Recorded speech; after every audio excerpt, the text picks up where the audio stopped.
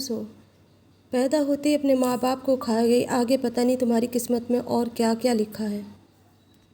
मेरे माँ बाप का इंतकाल एक कार एक्सीडेंट में हो गया था। हम बहुत छोटे छोटे थे। हमारी सरपरस्ती के लिए हमारे चाचा ने हमारे सर पे हाथ रखा था, क्योंकि हमारे अब्बू का अच्छा कारोबार था, अच्छी जायदाद थी। इसीलिए चाचा चाची ने कहा कि इनकी सरपरस्ती हमारे रहेगी, सारी जिम्मेदारियां हम निभाएंगे इनकी, और हम इनकी परवरिश करेंगे।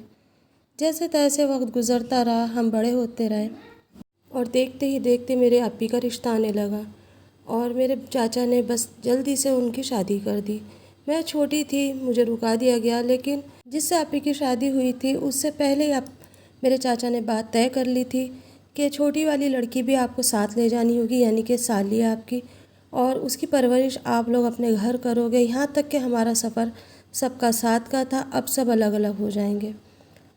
अब्बा की जायदाद के अंदर से थोड़ा सा हमें दे दिया गया ताकि उस लड़के का मुंह बंद रहे और मैं भी वहाँ पर पलती रहूँ। बस जैसे ही शादी हो करके हम उनके घर गए, सब कुछ मेरे लिए नया था और मेरी अप्पी के लिए भी नया था। उस लड़के की ना माँ थी, ना भाई था, ना बहन, वो सिर्फ फ़कत अकेला था। उम्र में भी अप्पी से काफ़ी बड़ा था। ये मानिए कि अप्पी की आधी उम्र से भी ज़्यादा था वो। और बस इस तरीके से हम दोनों बहनें उस अनजान शख्स के साथ रहने लगे। अप्पी का तो निकाह हुआ था, तो अप्पी खुश थी, नई गृहस्थी थी, नया सब कुछ था। और वो एक ही बात कह रही थी कि हमें सर छुपाने के लिए छत चाहिए, क्योंकि चाची के जुल्म के शिकार हुए हुए थे, परेशान रहते थे, हमेशा बातें सुनते थे। मनहूस तो हमारा नाम रखा गया था। पैदा होते ही माँ बाप को खा गई, हर कोई हमें यही कहा करता था। इसलिए अप्पी ने कहा कि ये हमारे लिए सही जगह है और हम यहाँ पर महफूज रहेंगे।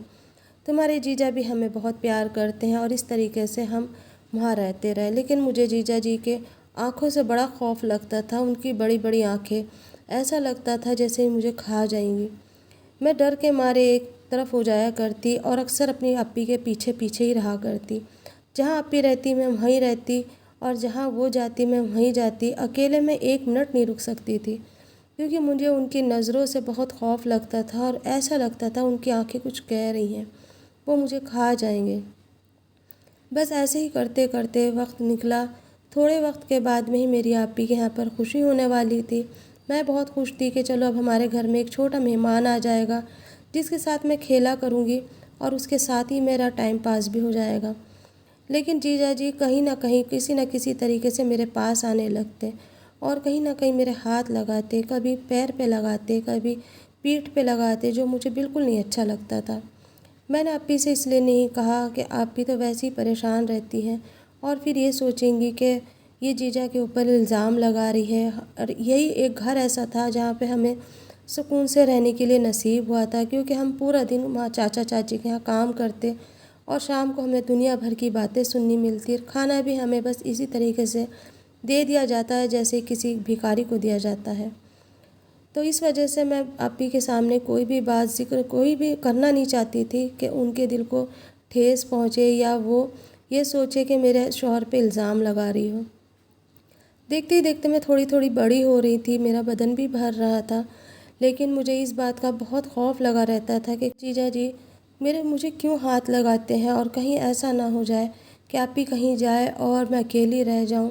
मुझे इस बात से बहुत डर लगता था। और उस दिन हुआ भी कुछ इसी तरीके से। कहते हैं कि जो डर होता है वो हमेशा सामने आता है। जैसे जैसे अब अप्पी की प्रेगनेंसी का टाइम नज़दीक आ रहा था, मुझे रात और दिन डर लगता था कि जब ये हॉस्पिटल जाएगी तो मैं अकेले किसके पास रहूँगी। चाचा चाची तो हमें पूछते भी नहीं हैं। और बस वो ही हुआ। एक दिन अप्पी की तबीयत ख़राब हुई और अप्पी को हॉस्पिटल जाना पड़ा, तो मेरे जीजा ने कहा कि तुम घर पर रहो, मैं लेकर जा रहा हूँ। मैं खुश हो गई, मैंने कहा चलो अच्छा है, अभी हम वहीं रुके रहेंगे। और जीजा जी मेरी अप्पी को लेकर के हॉस्पिटल गए और वहाँ पर से वो अकेले वापस आए। मैं ये देख कर के हैरान थी कि जीजा जी क्यों आ गए। मैंने कहा कि अप्पी कहाँ है, तो उन्होंने कहा कि वो हॉस्पिटल में है और वो कल परसों आएगी, जब छोटा सा मेहमान घर पे आएगा जब ही वो आएगी। मैं पूरी खौफज़दा हो गई। मैंने कहा रात किस तरीके से गुजरेगी। मैंने उनसे ज़िद करके कहा कि मुझे हॉस्पिटल छोड़ आओ, क्योंकि मैं अप्पी के साथ रहूँगी और मैं अकेली यहाँ नहीं रहूँगी। उन्होंने कहा नहीं, हॉस्पिटल में कोई डॉक्टर भी किसी को नहीं रखेगा, और डॉक्टर ने साफ मना कर दिया है कि सब घर रहो और ये यहाँ अकेली रहेगी। मैं बहुत परेशान थी। सुबह से दोपहर हुआ, दोपहर से शाम हो गई। अब मुझे खौफ होने लगा था कि अब रात में क्या होगा, क्योंकि इससे पहले भी जीजा जी ने कई बार ऐसी हरकतें करी थी जो मैंने कभी किसी को नहीं बताई थी। अक्सर वो मेरी चारपाई पे आते रात के टाइम पे और आकर के लेट जाते और मेरी घड़बड़ा के आँख खुलती तो मैं कहती, जीजा जी आप यहाँ क्या कर रहे हो? तो कहते थे वहाँ पर मुझे गर्मी लग रही थी और अब तुम्हारी अप्पी को पूरा पलंग चाहिए, इसलिए मैं यहाँ आ गया था, थोड़ी देर लेटता हूँ फिर चला जाऊँगा। और जैसे ही मैं उठकर बैठती वो मेरा हाथ खींच करके कहती कि नहीं लेट जाओ, कोई बात नहीं लेट जाओ, मैं इस तरफ लेटा हूँ तुम उस तरफ लेटो। लेकिन उनकी जो हरकतें थी वो मैं जानती थी। ऐसा लगता था जैसे वो सो रहे हैं और नींद में हाथ कहीं से कहीं रख रहे हैं। और मैं जानती थी वो जाग रहे हैं, लेकिन मैं बिल्कुल खौफज़दा रहती थी, क्योंकि मुझे ये डर लगा रहता था कि अगर हमने इनसे कुछ कहा तो ये हमें घर से निकाल देंगे। इस डर की वजह से मैं चुपचाप लेटी रहती और वो कहीं ना कहीं हाथ मेरे लगाते रहते। कई बार मैंने जीजू से कहा, जीजू आप ये क्या कर रहे हो, किस तरीके से हाथ लगा रहे हो, मैं आप ही से कह दूँगी। वो कहते थे जिस दिन तुम आप ही से कहोगे उसी दिन मैं घर से तुम दोनों बहनों को निकाल दूँगा। सबसे पहले मैं तुम्हारी बहन को तलाक दूँगा और तुम्हारी आपी को है ना मेरी बातों पे भरोसा है, वो कभी भी तुम्हारी बात के ऊपर भरोसा नहीं करेगी। ये इसी बात से वो मुझे दबाया करते थे और मेरी आवाज़ को बंद कर दिया करते। आज तो यहाँ पर मुझे बचाने वाला भी कोई नहीं है। आप ही भी हॉस्पिटल चली गई है और अकेली मैं हूँ। इस घर के अंदर जीजा जी और मैं दोनों ही अकेले थे। मैं पूरी रात डरती रही। उन्होंने उस टाइम पे तो अपने बेड पे बिस्तरा लगा लिया और जा कर के लेट गए। मैंने अल्लाह का शुक्र अदा करा कि चलो वो तो जा कर के सो गए हैं। मैं अपनी चारपाई लेकर आई और बरामदे के अंदर मैंने अपनी चारपाई को लगाया, बिस्तरा डाला और अल्लाह का शुक्र अदा करके अपने ऊपर दुआएं पढ़ के मैं लेट गई। जैसे ही आधी रात हुई जीजा जी फिर उठकर मेरी चारपाई पर आ गए और आ कर के मेरा हाथ पकड़ के कहने लगे अंदर चलो। मैंने कहा मैं अंदर नहीं जाऊंगी। कहने लगे अगर तुम अंदर नहीं जाओगी तो मैं फिर देखो कल क्या हाल करूँगा, तुम्हारी आपी को वहीं से वहीं छोड़ दूँगा और कभी घर नहीं लेकर आऊँगा। जैसा मैं कह रहा हूँ चुप चुपाते से ऐसे ही करती रहो, ये राज तुम्हारे और मेरे बीच में रहेगा, किसी को कुछ नहीं पता चलेगा। मैंने उनके आगे बहुत हाथ जोड़े लेकिन उन्होंने एक ना सुनी और खींचते हुए मुझे अपने बेडरूम में ले गए और वहाँ जाकर उनकी जो मनमानी थी उन्होंने वो करी और मेरी ज़िंदगी बर्बाद कर दी। ना मैं इधर की थी ना उधर की थी, ना मैं आपी से कह सकती थी ना मैं चुप रह सकती थी।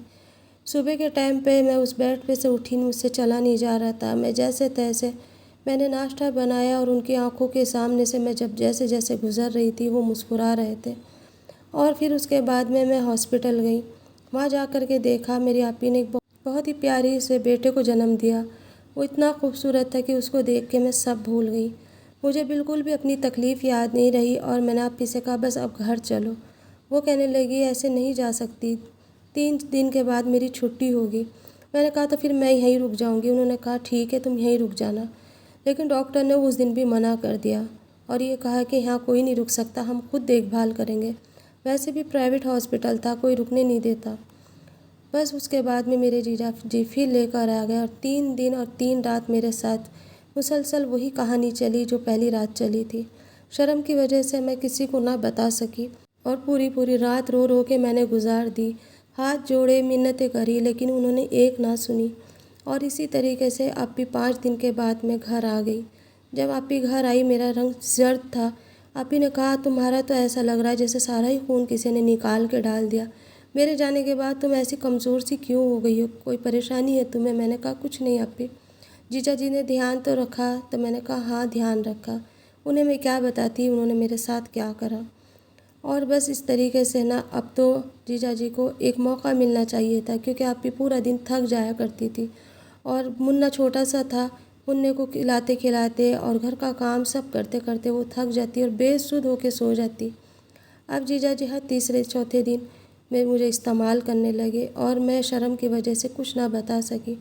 रात को वो इस वक्त आते जिस टाइम पे सब गहरी नींद में होते और उस टाइम वो आकर के चुपचाप से चारपाई पे बैठ जाती या हिलाने लगते चारपाई को और मेरे डर के मारे आँख खुल जाती और फिर वो अपनी मनमानी करते। अब तो जीजा जी ने एक काम और करना शुरू कर दिया था। मेरी अप्पी से कहते तुम बहुत ज़्यादा कमज़ोर हो गई हो, रोज़ दूध पिया करो, और दूध के अंदर नींद की एक गोली डाल देते और अप्पी दूध पीती और बेहोश होकर सो जाती।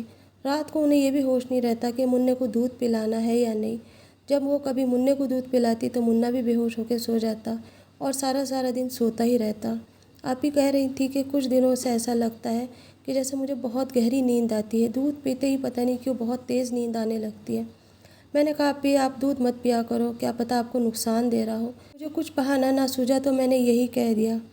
इसी तरीके से ये सिलसिला चलता रहा और फिर एक दिन अप्पी ने कहा कि बस अब इसके भी हाथ पीले कर देंगे। बस उन्हें तो फिर इशारा मिल गया। कहने लगे मेरा एक दोस्त है, उसकी शादी नहीं हुई है, उससे मैं इसका करा दूँगा। मैंने अप्पी से कहा कि पहले लड़का देख लो। कहने लगे जीजा जी है ना तुम्हारे देखने के लिए। उन्होंने बिल्कुल भी अप्पी को शक नहीं होने दिया और ना ही मैंने अप्पी से कोई बात कही, क्योंकि मुझे हमेशा ये लगा रहता था कि जिस दिन भी मैंने ये कहा वो मेरी अप्पी को घर से निकाल देंगे। और वह बस ये सिलसिला इसी तरीके से जारी रहा। वो लड़का आया, उसने लड़के ने आके मुझे देखा और कहा कि मुझे लड़की पसंद है और मैं शादी करने को तैयार हूँ। और बस मैंने भी सोच लिया था इस दोज़ख से निकल के चली जाऊँगी तो सही रहेगा।